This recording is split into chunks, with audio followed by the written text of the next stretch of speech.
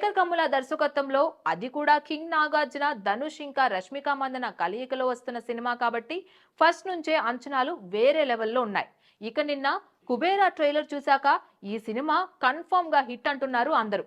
ట్రైలర్లో నాగార్జున ఒక నిజాయితీ గల ప్రభుత్వ అధికారిగా, ధనుష్ ఓ భిక్షాటకుడిగా కలిసి ఒక గొప్ప మిషన్ కోసం పనిచేయడం కుబేరా సినిమాకి బేసిక్ పాయింట్.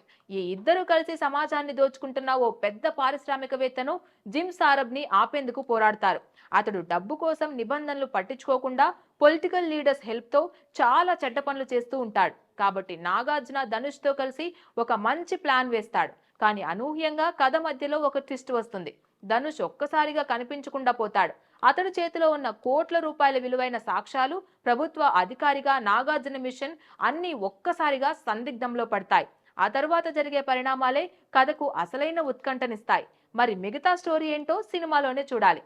ఇది ఓ సామాజిక రాజకీయ నేపథ్యం ఉన్న క్రైమ్ డ్రామాలా కనిపించినా, దీనిని డైరెక్ట్ చేస్తోంది ఫిదా, హ్యాపీ డేస్, గోదావరి వంటి సున్నితమైన ప్రేమ కథలతో గుర్తింపు పొందిన శేఖర్ కమ్ముల. ఆయన మొదటిసారి ఈ తరహా జానర్ కి వృత్తిగా వస్తున్నాడు. అందుకే ఈ సినిమా మీద ఆసక్తి మరింత ఎక్కువైంది. నాగార్జునకి ఇది చాలా వైవిధ్యమైన పాత్ర, ధనుష్ పాత్ర మరింత ఆసక్తికరంగా ఉంటుంది. ఓ భిక్షాటకుడిగా చాలా చక్కగా నటించాడు. రష్మిక పాత్ర కూడా కథలో ముఖ్యమైన మలుపుల్ని తీసుకురానుంది. కుబేరా టెక్నికల్ గా కూడా చాలా హై స్టాండర్డ్స్ తో తెరకెక్కింది.